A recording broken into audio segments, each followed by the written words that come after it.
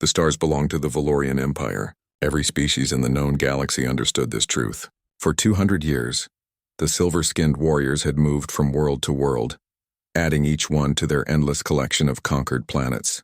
They did not negotiate. They did not compromise. They simply arrived, fought, and won. Commander Zara stood in the cargo bay of the assault ship, checking her weapons for the 74th time. Around her, 20 warriors made their final preparations. Each one stood over 7 feet tall, their silver skin gleaming under the red combat lights. Each possessed 4 arms, making them devastating in close combat. Each had been bred in the Genesis chamber specifically for war. Zara had never known anything else. From the moment of her awakening 20 cycles ago, she had trained, fought, and conquered. She had earned her rank through 300 successful battles. Other species fled at the mere mention of her unit designation. Approaching target planet, the pilot announced. The humans call it Earth. Zara felt nothing. Every planet had a name. Every species thought themselves special. None of it mattered. Within 1 rotation, the human governments would surrender. Within 10, the planet would be fully integrated into the Empire. The pattern never changed. Initial scans show primitive technology, the tactical officer reported. Nuclear fission weapons, basic satellites, fragmented governments. Estimated resistance time, 4 hours. Some of the warriors made sounds of disappointment. Easy conquests meant less glory. Zara simply checked her plasma sword again. Glory did not interest her. Efficiency did. The ship entered Earth's atmosphere. Below, the human cities sprawled across the continent, small and chaotic compared to Valorian structures. The Empire had already broadcast the standard message in all human languages: surrender immediately or face total destruction. As expected, some governments tried to negotiate. Others prepared to fight. It made no difference. First target is a military command bunker beneath the northern continent, the pilot said. 60 human soldiers detected inside. They are preparing defensive positions. Zara activated her helmet display. The bunker schematic appeared, showing corridors, rooms, and heat signatures marking enemy positions. She had cleared hundreds of structures exactly like this one. Deploy, she commanded. The cargo bay doors opened. 20 Valorian warriors dropped through the sky, personal shield generators allowing them to land without parachutes. They hit the ground in perfect formation, plasma weapons ready. The bunker entrance had been sealed with steel doors 3 feet thick. Zara placed a breaching charge and stepped back. The explosion tore through the metal like paper. Before the smoke cleared, her unit moved inside. The first human soldiers opened fire immediately. Their bullets sparked harmlessly off Valorian energy shields. Zara moved forward, her lower arms holding a plasma rifle while her upper arms gripped her sword. The weapon hummed to life, glowing blue-white with contained energy. 3 humans charged her position with bayonets. Brave but foolish, she disabled their weapons with precise plasma shots, then struck them with the flat of her blade, knocking them unconscious. The Empire preferred prisoners when possible. Slave labor had value. Her unit advanced through the bunker corridors. The humans fought harder than expected, using tactics that showed creativity. They collapsed tunnels, created choke points, and coordinated their fire. It slowed the Valorian advance by nearly 12 minutes, impressive for primitives, but ultimately meaningless. Room by room, her warriors cleared the bunker. The human soldiers fought until they could not fight anymore. Some surrendered. Others did not. Zara felt neither respect nor contempt for them. They were simply obstacles to be removed. 20 minutes into the assault, her tactical display showed only 1 active human signature remaining. The target had retreated to a sealed storage room in the deepest level of the bunker. Perimeter secure, her second-in-command reported. All hostiles neutralized except 1. Shall I finish the sweep? Negative, Zara said. Continue securing the upper levels. I will handle the last one. She moved through the damaged corridors alone. Emergency lights flickered red. Small fires burned where plasma bolts had struck fuel lines. Her boots crunched on broken glass and spent bullet casings. The storage room door had been barricaded from inside. Zara could hear movement beyond it. She could simply blast through, but that seemed wasteful. She activated her helmet's external speaker. Human inside. You are alone. Your comrades have fallen. Open the door and you will be treated according to Imperial protocol for prisoners. Silence answered her. You have 10 seconds to comply. More silence. Zara sighed and placed another breaching charge. The explosion blew the door inward. She stepped through the smoke, all four arms holding weapons, ready for a final desperate attack. Instead, she found one human sitting on the floor, back against a supply shelf. His weapon lay several feet away, ammunition spent. Blood ran from a cut on his forehead. His uniform was torn and burned in places. He looked exhausted, but he was not unconscious. His eyes tracked her as she entered, watching her with an expression she could not immediately identify. Not terror, not hatred, something else. Zara lowered her rifle but kept her sword active. Stand up. The human slowly got to his feet, wincing. His right leg appeared injured. He could not run, could barely stand. He posed no threat whatsoever. She moved closer, studying him. Humans were small compared to Valorians, fragile, with only 2 arms and soft skin. This one had brown hair and dark eyes. Young, probably. Human ages were difficult to judge. What is your rank? She demanded. Sergeant, the human said quietly. His voice was rough, probably from shouting orders during the battle. My name is Marcus. Your name is irrelevant. You are now a prisoner of the Valorian Empire. Zara reached for the restraint device on her belt. Then Marcus said something that made no sense. You're gorgeous. The words were barely a whisper, but Zara heard them clearly through her helmet sensors. She froze, her hand still on her belt. Her combat computer flagged the statement as a potential threat, searching its database for weapons or tactics that matched those sounds. No matches found. Repeat your statement, Zara commanded. Certain she had misheard, Marcus was staring at her, and she finally recognized his expression. Wonder. He looked like he was seeing something amazing. You're gorgeous, he said again, louder this time. I've never seen anyone like you. Zara's mind went blank. 300 battles, countless enemies, dozens of species.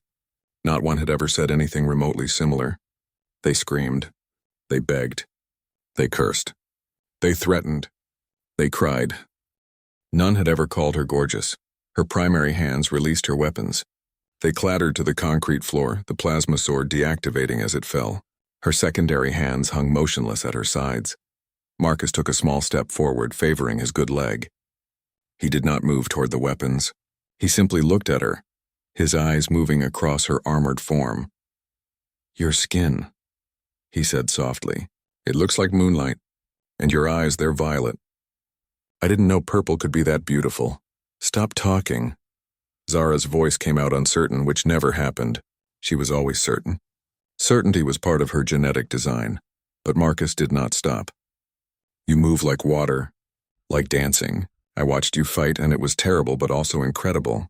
You're so strong, so graceful. How is that possible? This is a trick. Zara stepped back, suddenly aware she had dropped her weapons. She reached for her sidearm. A human combat strategy. You are attempting to confuse me with meaningless sounds. It's not meaningless, Marcus said. He sounded sad now. I know I'm going to die. Maybe everyone on Earth is going to die. If these are my last minutes, I wanted to tell the truth. And the truth is that you're the most magnificent thing I've ever seen. Zara's hand stopped halfway to her sidearm. Magnificent? Yes. Marcus leaned against the supply shelf, his injured leg shaking. My whole life I loved art. Paintings, sculptures, beautiful things. I joined the military because I had to, when you came. But I never stopped seeing beauty. And you are beautiful. Warning indicators flashed across Zara's helmet display. Her unit was trying to contact her. The bunker was fully secured. They were requesting confirmation to execute prisoners and prepare for extraction. She should acknowledge. Should report the situation under control. Should restrain this human and return to her team. Instead, she asked, why? Marcus looked confused. Why what? Why say this? You are correct. You are going to die. All your people will die. We will burn your cities and take your world. Why waste your final words on this? Because it matters. Marcus smiled despite everything. Despite the blood and the pain and the end of his world. Because you matter. You're a person, aren't you? Not just a weapon. I'm a Valorian warrior. I am a weapon. That is my purpose. Is that all you want to be? The question hit Zara like a plasma bolt. Want. She had never considered want. She had duty, mission, genetic programming. But want her comm system activated automatically. Her second-in-command's voice filled her helmet. "Commander Zara, status report. You have been non-responsive for 47 seconds. 47 seconds. It felt like longer. Felt like time had stopped completely. Stand by, Zara heard herself say. Then she did something she had never done before. She activated the room's security lock, sealing the door. She disabled her comm connection to the unit network, leaving only the command channel active. Marcus watched her with those dark eyes. "What are you doing?" "I do not know," Zara admitted. She reached up and deactivated her helmet, the armored piece folding back into her collar. She wanted to see him clearly without the display overlay. Wanted him to see her. Marcus's eyes widened. "Oh," he breathed. Even more beautiful without the armor. Zara's forehands trembled. No one had seen her face during combat before. Helmets were mandatory, but she needed to understand what was happening. Needed to see if he was lying. His expression showed no deception, only honest admiration. "Humans do this?" she asked. "You speak such words to enemies?" "We speak them to anyone when they're true," Marcus said. "Haven't you ever been complimented before?" "Valorians do not compliment. We evaluate combat efficiency. I have been rated highly effective. That is all." "That's horrible," Marcus said, and he sounded genuinely sad for her, the conqueror, the destroyer of his world. Zara sat down suddenly, her legs unable to support her anymore. She ended up on the floor across from Marcus, her weapons scattered around her. This was wrong. Everything about this was against protocol and training and genetic design. But she could not make herself stand. Could not make herself continue the mission. "Tell me," she commanded, then softened her tone. "Tell me about human compliments," so Marcus told her. He explained how humans praised each other for thousands of reasons. Appearance, skill, kindness, intelligence, humor. He described how his mother had called him handsome, how his teacher had praised his artwork, how his friend had complimented his cooking. Zara listened, fascinated. "You receive value from these words?" "Yes, they make us feel seen. Like we matter as individuals, not just our function. Valorians are our function. But what if you could be more?" The question hung in the air between them. Outside the sealed room, Zara's unit waited for orders. Above them, the invasion fleet began attacking Earth's military installations. The conquest continued, efficient and unstoppable. But in this small room, time felt suspended. Two beings from different worlds, sitting on a concrete floor having a conversation that should not exist. Zara's command channel activated. The fleet admiral herself this time. "Commander Zara, you are ordered to report immediately. Your unit indicates communication failure." Her hand moved to respond, but Marcus spoke first. "What's your name?" "Your real name, not your rank, Zara," she said, still looking at the comm device. "I am called Zara." "That's a beautiful name," Marcus said, and Zara made a choice. She responded to the admiral. "No communication failure. Situation complex. Requesting additional time for prisoner interrogation." A pause. Then, "Granted, 10 minutes. Then I want a full report." The channel closed. Zara looked at Marcus. 10 minutes. That was all the time she had bought. All the time to understand why 300 battles had not affected her, but one human's words had shattered something fundamental in her being. "Tell me more," she said quietly. "Tell me about your world. About beauty. About being seen." Marcus smiled and began to talk. And Commander Zara, warrior of the Valorian Empire, conqueror of worlds, listened to every word. Marcus spoke about Earth. He described oceans that stretched beyond sight, filled with creatures that glowed in the deep darkness. He talked about mountains that touched the clouds, forests where sunlight filtered through leaves in golden patterns.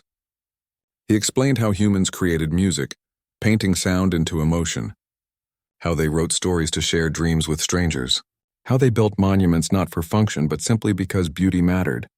Zara absorbed every word. The Valorian Empire built for efficiency. Their structures were identical across 73 worlds, designed for maximum utility. She had never questioned this. Purpose was everything. But listening to Marcus describe a building called a cathedral, created purely to inspire awe, she felt something shift inside her chest. A strange sensation, neither pain nor pleasure. "Why create something that serves no tactical purpose?" she asked. "Because it serves the heart," Marcus said. "Not everything valuable is about survival or conquest. Sometimes beauty is the purpose itself. That is illogical. Maybe. But it's what makes us human. Zara's tactical computer continued tracking time. 7 minutes remaining. Above them, the invasion proceeded on schedule. Her helmet display showed reports of other bunkers falling, human military bases being neutralized. Earth's governments were beginning to fracture, some calling for surrender. "Your world is falling," Zara said quietly. "My people are winning." "They always win," Marcus nodded slowly. "I know. I've seen the reports of other planets. 73 worlds, all conquered. You've never failed. Yet you do not seem afraid." "I am afraid," Marcus admitted. "Terrified, actually. But fear doesn't erase the other things I feel. I can be afraid and still think you're beautiful." "Both things are true." Zara tilted her head, studying him. "Humans contain contradictions. Constantly. It's exhausting." Marcus smiled despite the tears forming in his eyes. "We love and hate. We create and destroy. We're brilliant and stupid, often in the same moment. We're a mess, honestly. Valorians are bred to eliminate contradictions. We are purpose-driven, single-minded. Does that make you happy?" The question struck deep. Happy. Zara searched her memory for the concept. Valorian language had a word for satisfaction of mission completion. But happy? "I do not know what happy means," she said finally. Marcus looked at her with such sadness that Zara felt uncomfortable. Why would he feel sad for her? She was the conqueror. He was the conquered. "Happy is when something makes you feel good inside," Marcus explained. "When you want a moment to last forever. When you smile without deciding to. Have you ever felt that?" Zara considered. "In battle, when my movements flow perfectly. When my blade strikes true. When my team operates as one unit. I feel something then." "That might be happiness," Marcus said. "Or maybe pride. Do you feel it now?" Now, sitting on a concrete floor, weapons abandoned, talking to an enemy, Zara examined her internal state. The strange sensation in her chest had grown. Her pulse had elevated, but not from combat stress. Her hands were steady, but she felt unstable somehow. "I feel something," she admitted. "I do not have words for it. That's okay. Sometimes feelings don't have words." 4 minutes remaining. Zara's second-in-command attempted contact again. She ignored it. The Admiral would not appreciate that, but Zara needed to understand. Something fundamental was breaking apart inside her, and she needed to know what would replace it. "Marcus," she said, using his name for the first time. "Why did you really call me gorgeous?" He met her eyes directly. "Because when you came through that door, even though I knew I was going to die, I couldn't help but notice. You moved like gravity didn't apply to you. Your armor caught the light. Your eyes were this incredible color. And I thought, if this is the last thing I see, at least it's something amazing. You found beauty in your own death. I found beauty despite my death. There's a difference." Zara stood abruptly, all forearms tensing. She paced the small room, her mind racing. 300 battles had followed clear logic. Enemy appears. Engage enemy. Neutralize enemy. Victory. Repeat. This was different. Marcus was neutralized. He could not fight. Could not escape.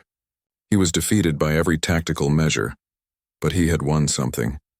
He had broken through her conditioning with nothing but words and honesty. "I do not understand what is happening to me," Zara said, and her voice carried an emotion she had never expressed before. Confusion mixed with something that might have been fear. Marcus struggled to his feet, grimacing at his injured leg. "You're having a moment of connection, of seeing someone else as a person and being seen as a person yourself. It changes you. I do not want to change. I know my purpose. Do you? Or is that just what you were told?" 2 minutes remaining.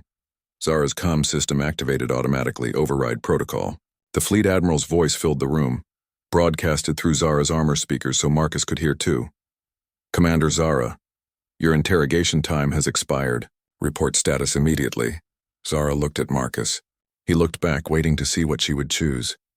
She activated her response channel. "Admiral, I have information relevant to our assessment of the human species. Proceed. Humans possess a capability we did not anticipate. They weaponize perspective." A pause. "Explain." Zara took a deep breath. This human, facing certain death, chose to express admiration rather than hatred. He has described his species' capacity for finding meaning beyond survival. They create without purpose. They value beauty over function. They contain contradictions but consider this a strength, not a flaw. "This is tactical information." The Admiral's tone carried warning. "Yes, Admiral. Because in 300 battles I have never been affected by an enemy. But this human's words have compromised my operational certainty. Silence stretched across the channel. Marcus watched Zara with wide eyes, clearly not expecting her to admit this. Finally, the Admiral spoke. Compromised how? I question my purpose, Zara said, and the words felt like jumping off a cliff. For the first time, I wonder if there is value in existence beyond conquest. This human made me feel seen as an individual, not as a unit designation, as a person named Zara. More silence. Then, this is concerning, Commander. You may be experiencing psychological contamination. You are ordered to terminate the prisoner and return to the ship for evaluation. Zara's hand moved to her sidearm automatically. Years of conditioning responded to the direct order. Her fingers wrapped around the weapon's grip. Marcus did not move. Did not beg. He simply looked at her with those dark eyes and said, Thank you for talking with me. Zara, you made my last moments mean something. Her hand froze on the weapon. Commander, acknowledge the order, the Admiral demanded. Zara looked at Marcus, really looked at him, a being who had chosen kindness over hatred, who had seen beauty in his enemy, who had given her something she did not know she was missing. She released the weapon. No, Zara said. The word hung in the air like a detonation. Repeat that, Commander. No, Admiral. I will not terminate this prisoner. He has committed no crime except defending his home. He has offered no violence since his surrender. He is unarmed and injured. Executing him serves no tactical purpose. You are refusing a direct order. Yes, Admiral. Marcus made a small sound of shock. Through the comm channel, Zara heard activity on the command ship. Multiple voices talking rapidly in the background. The Admiral's voice returned harder than before. Commander Zara, you are aware that refusing orders carries a penalty of termination. Your entire genetic line will be declared defective and purged. Zara felt cold. Her genetic line included 12 other warriors currently in service. Her refusal would end them all. But she could not unsee what Marcus had shown her. Could not unfeel this strange sensation of being an individual with choice. I understand, Admiral. Then why commit this failure? Zara looked at Marcus again. He was shaking his head, mouthing the word no, clearly not wanting her to sacrifice herself for him. But this was not just for him. It was for the question he had placed in her mind. What if she could be more than her purpose? Because he is right, Admiral. Beauty matters. Individual perspective matters. I have been a weapon for 20 cycles. I would like the opportunity to discover if I can be something else. The comm channel went completely silent. Seconds stretched into what felt like hours. Marcus moved closer to Zara, limping on his injured leg. You don't have to do this, he whispered. I'm not worth your life. This is not about worth, Zara said. This is about choice. For the first time I am choosing. The Admiral's voice returned, but different now. Quieter. Almost curious. Commander Zara, in 200 years of Imperial expansion, no warrior has ever refused a direct termination order. Not one. I know, Admiral. This human affected you so profoundly in 10 minutes? Zara considered. He showed me a mirror. I saw myself through his eyes and discovered I had been invisible to myself. Yes, Admiral. 10 minutes was enough. Another long pause. Then the Admiral said something unexpected. Bring the human to the command ship. Alive. I want to meet this being who can weaponize admiration. Zara's entire body relaxed with relief she had not known she could feel. Confirmed, Admiral. Preparing transport. And Commander, you are still facing disciplinary review. This is not forgiveness. Understood, Admiral. The channel closed. Zara turned to Marcus, who looked completely confused. What just happened? He asked. You are not going to die today, Zara said. You are going to meet the fleet admiral and explain humanity to her. That's insane. I'm just a sergeant. I don't represent all of humanity. You represented it to me. That is sufficient for now. Zara retrieved her weapons and reactivated her helmet. She sent a coded message to her unit that she was bringing a priority prisoner for command interrogation. Then she produced a medical kit and moved to Marcus. Your leg requires treatment. She applied quick seal bandages and a stabilizer brace. Marcus winced but did not complain. Up close, she noticed details she had missed before. Small scars on his hands, lines at the corners of his eyes from smiling. He smelled like earth dirt and something else, something organic she could not identify. Can I ask you something? Marcus said as she worked. Yes. Do you really think you can change? I mean, if you were designed to be a warrior, can you just become something else? Zara finished with the bandage and sat back. I do not know, but you have given me a reason to try. She helped him stand, supporting him with 2 arms while keeping her weapons ready with the other 2. They moved through the damaged bunker together, past unconscious human soldiers, past her waiting unit. Her warriors stared in confusion as she passed with an unrestrained prisoner, but none questioned her. She was their commander. The transport ship waited on the surface. Zara guided Marcus aboard, securing him in a passenger harness rather than prisoner restraints. Her unit followed, their confusion palpable. As the ship lifted toward the fleet, Marcus looked out the viewport at Earth below. Cities were burning. The invasion continued. His world was still falling. I'm sorry, Zara said quietly. Marcus turned to her, surprised. For what? For the destruction. For the pain my people bring. I participated in this willingly. I never questioned it. You're questioning it now. That's a start. The command ship loomed ahead, a massive structure that dwarfed their transport. Zara had been aboard hundreds of times. Now it felt different. She was bringing something unprecedented to its sterile halls. Hope, maybe, or change. The Admiral waited in the primary conference chamber. She was older than Zara, her silver skin marked with honor scars from countless battles. Her forearms were crossed, her violet eyes hard. This is the human? She asked as Zara and Marcus entered. Yes, Admiral. Sergeant Marcus of Earth's Defensive Forces.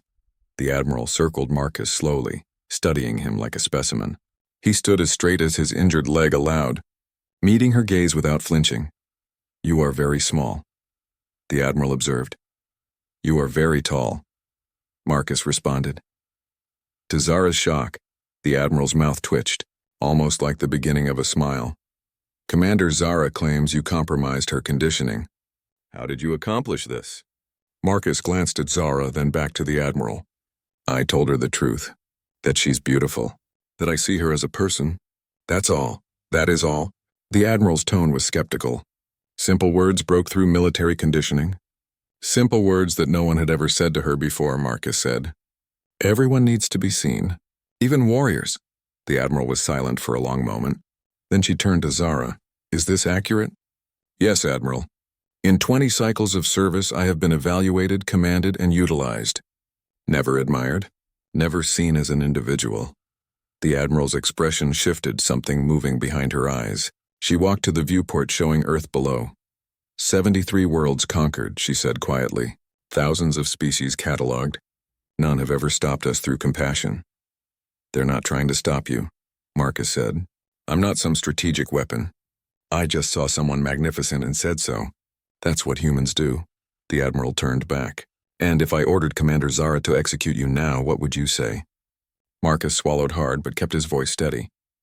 I'd say thank you for listening first. That's more than I expected. Zara stepped forward, placing herself partially between Marcus and the Admiral. Admiral, request permission to speak. Granted. Humanity should not be destroyed. They possess something the Empire has never encountered. The ability to maintain individuality while functioning as a group. They create meaning beyond survival. They might teach us to be more than we were designed to be. The Admiral studied them both. Then she activated the fleet-wide channel. All units cease offensive operations. Maintain defensive positions only. No further advancement until I give the order. Zara felt shock ripple through her. The invasion was stopping. The Admiral looked at Marcus. Your world has one chance. Convince me that coexistence is possible. You have one human who can see beauty in enemies. Are there more like you? Marcus thought carefully before answering.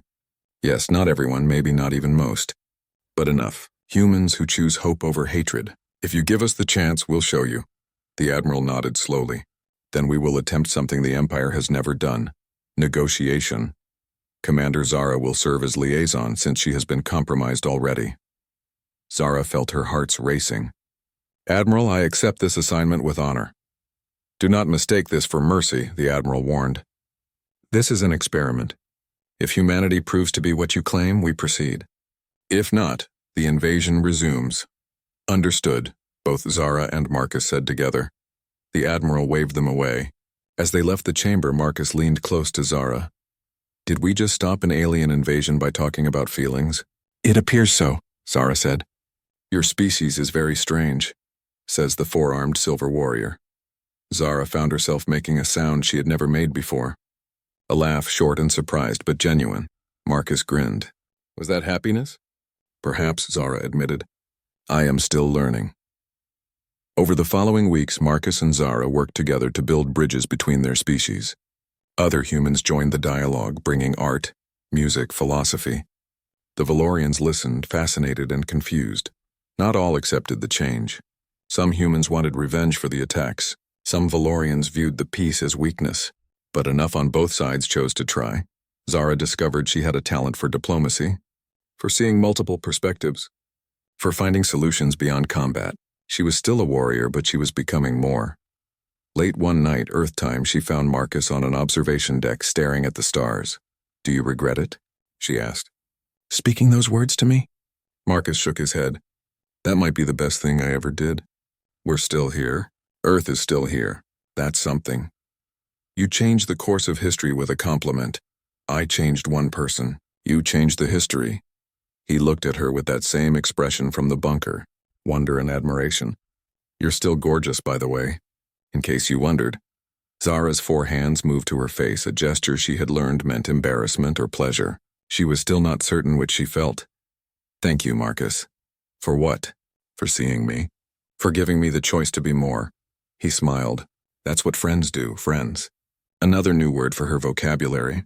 Another new feeling to explore. Zara looked out at the stars, no longer symbols of conquest but of possibility. The universe was larger than she had known. Not just in space, but in meaning, and it had all started because one human chose kindness over fear, and one warrior chose to listen. The future was uncertain, but for the first time in her existence, Zara welcomed the uncertainty, because beauty mattered. Individual perspective mattered, and she mattered as more than a weapon. She was Zara. She was a warrior. She was a diplomat. She was a person still discovering who she could become, and that was enough.